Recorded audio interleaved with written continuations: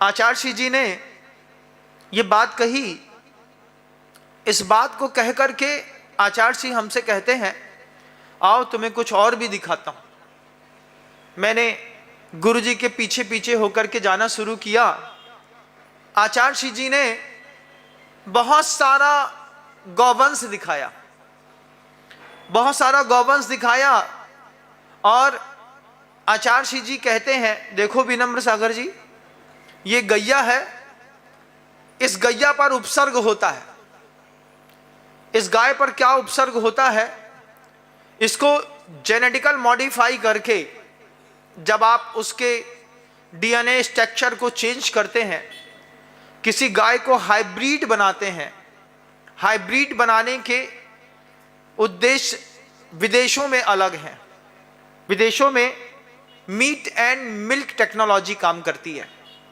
गाय 800 kilo की करो, 5 साल तक उसमें से दूध निकालो, 5 साल के बाद जब वो दूध देने की क्षमता बंद हो जाए, उसकी दूध भी ऐसा नहीं, पीड़ादायक दूध होता है गायों का, विदेशों की परंपराओं में उसमें लगाने के लिए वो मशीन निकाल देते हैं, लगा देते हैं, ऑक्सीटोसिन का एक इंजेक्शन लगा देते हैं, 50 पैसे का मात्र आता है। महिलाओं को लगाया जाता है जब गर्भ की मतलब लेबर पेन पैदा करने के लिए, तो पेट में लगाते साथ ही इतना दर्द होता है कि उस दर्द के कारण महिलाओं की डिलीवरी हो जाती है। ये लगाया जाता था, उसमें भी 0.1 mm यूज किया जाता है, उसमें महिलाओं को दिया तो लेबर पेन होने के कारण महिला की सहजता में नॉर्मल डिलीवरी हो जाती है। वो दर्द पैदा करने वाला ऑक्सीटोसिन का इंजेक्शन महिलाओं के थन के ऊपर की बहती हुई उस नाली पे लगाया और रक्त के प्रवाह में जा करके पूरे उस गाय के पूरे शरीर पर दर्द पैदा कर गया। और दर्द पैदा करने के बाद वह दूध देती रही। दूध देते देते कई बार रक्त की 2-4 बूंदें भी उस दूध पर आ गई। ये मिल्क एंड मीट टेक्नोलॉजी गुरुजी दिखा रहे थे। मैं पीछे साधुओं के ऊपर का उपसर्ग देख रहा था। आचार्य जी ने पूरा दृष्टिकोण बदला।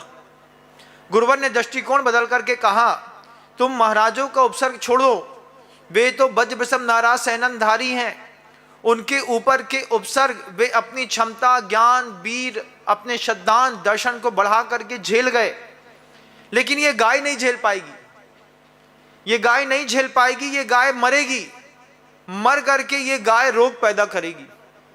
आचार्य जी का एक उद्बोधन सुना था, हर घर में एक कैंसर का मरीज होगा 2025 के बाद।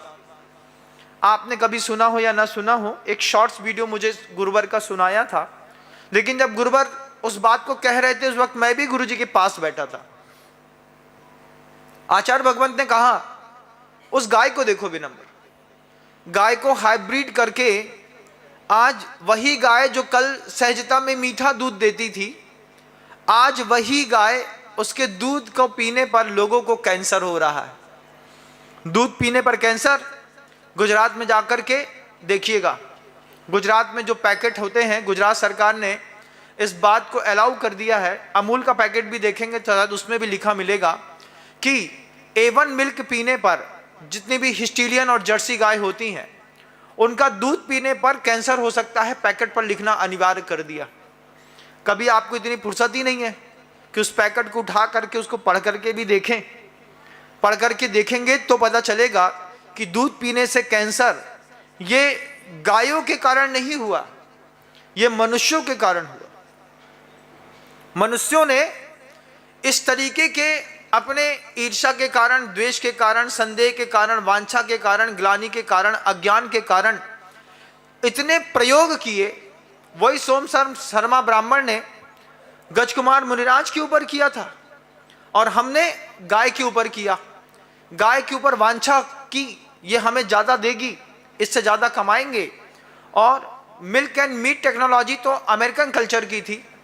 उसी अमेरिका की उस मीट एंड मिल्क टेक्नोलॉजी पे उन्होंने दुनिया भर के अपशिष्ट पदार्थ गायों को खिलाए।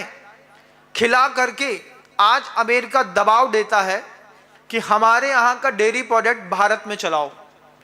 और हमारे यहाँ के डेयरी प्रोडक्ट जब तक भारत में नहीं बिकेंगे तब तक हम टैरिफ को नीचा नहीं करेंगे। ये उसका गुंडागर्दी, अमेरिका की शुद्ध गुंडागर्दी, पूरे के पूरे भारत देश के अंदर वहाँ से आने वाला जो दूध है, वहाँ की टेक्नोलॉजी का क्रीम है, पनीर है, उससे निकलने वाले जो भी दूसरे बाय प्रोडक्ट हैं हम खाएं, फिर हमको कैंसर होने के बाद हम दवाई मंगाएं अमेरिका से, फिर उसमें वो 100% का टैरिफ लगाए, तब जाकर के उसकी इकोनॉमी बचेगी। कितने हिंसात्मक लोग हैं इस सृष्टि पर, कितनी हिंसा के घूम करके इतने प्रकल्प प्रस्तुत करते हैं कि उन प्रकल्पों में अगर किसी का दिमाग जाए तो देख करके तो जी लौट जाए। हैवान, इनके दिमाग पे दया नाम की चीज नहीं है। क्या मीट एंड मिल्क, हमारे भारत में दूध नहीं होता क्या? होता है। हम अपने घर के अंदर मीट एंड मिल्क की टेक्नोलॉजी पैदा कर सकते थे, लेकिन हमने सिर्फ मिल्क की टेक्नोलॉजी पैदा करी। बीना बारा गौशाला में जब मैं वहां पर चतुर्मास कर रहा था, मैं देखता था अमूल की गाड़ियां आती हैं, दूसरी कंपनियों की मदर डेयरी की गाड़ियां आती हैं, गांव में जाती हैं, मिल्क कलेक्शन करती हैं, शुद्ध दूध लेकर के जाती हैं वहां से। फिर उस दूध में से 6 डिग्री के नंबर के फैट को निकाल करके अलग कर लिया, फिर उसमें दूसरी चीजें उन्होंने मिलाई, फिर उसको गर्म किया, ठंडा किया, फिर आधे लीटर के पैकेट में आपको दिया। आपने 32-35 रुपए का एक पैकेट खरीदा, लेकिन बगल में गौशाला में बिकने वाले गाय और भैंस के दूध पे आपकी दृष्टि नहीं गई। जब आपके पास अगल बगल में जो सबसे सुलभ सहज संसाधन उपलब्ध है, आपको उसी का प्रयोग करना चाहिए, ना कि पैकेट वाली चीजों का। ये बात गुरुजी कह रहे थे मुझसे, मैं सुन रहा था। गुरुजी अपनी वृद्धावस्था पर थे, लेकिन गुरुजी दिखाना चाहते थे। आचार्य जी कहते हैं, देखो ये गाय, इसको हाइब्रिड बना दिया, अब इसी के दूध से कैंसर हो रहा है।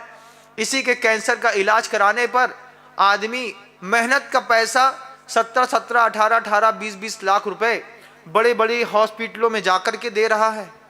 वे लोग अमीर हो रहे हैं, और यहाँ की निचले तबके का जो इंसान है वो जिंदगी भर सिर्फ एक विचार पर पैसा कमाने के लिए मजबूर है।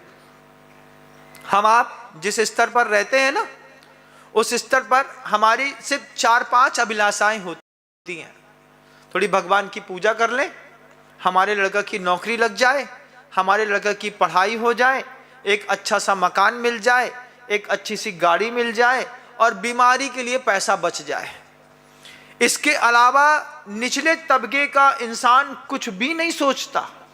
जितने भी लोग धंधा करते हैं, उन सारे लोगों के धंधा करने के पीछे के यही उद्देश्य है, हमारा लड़का बड़ी स्कूल से पढ़ ले, हमारे लड़के के लिए अच्छी नौकरी लग जाए, तो घूस देनी पड़ेगी, तो उसमें पैसा बचा लो। उसके बाद घर में कोई बीमारी हो जाएगी, क्यों हो जाएगी पूछो, हो जाएगी महाराज। अंदर ऐसा मन भासता है कि पंचम काल है, कोई ना कोई बीमारी हो जाएगी। पटपटा करके लोग मरते हैं जरा सी गलती के कारण। आचार्य जी दिखा रहे थे, मैं देख रहा था, आप भी देखिए थोड़ा सा, कि आपके जीवन के भी वही उद्देश्य है। दुकान पे चाहे 2 मीटर का कपड़ा बेचो और चाहे जीरा धनिया, सोच बस इतनी सी ही है, हमारा लड़का बड़ी स्कूल से पढ़ ले, पढ़ाई की चिंता में बनिया अपना जीवन बर्बाद कर रहा है। फिर घर में कोई बीमारी बता हो जाएगी, भैया तो पैसा इकट्ठा करके रखो, एंड टाइम के लिए पैसा इकट्ठा करके रखा है। उसके बाद भैया थोड़ा बहुत दान देना होता है, कुछ धार्मिक सिद्धांत दिमाग में आ जाते हैं, थोड़ा पैसा उसके लिए निकाल करके रख लिया।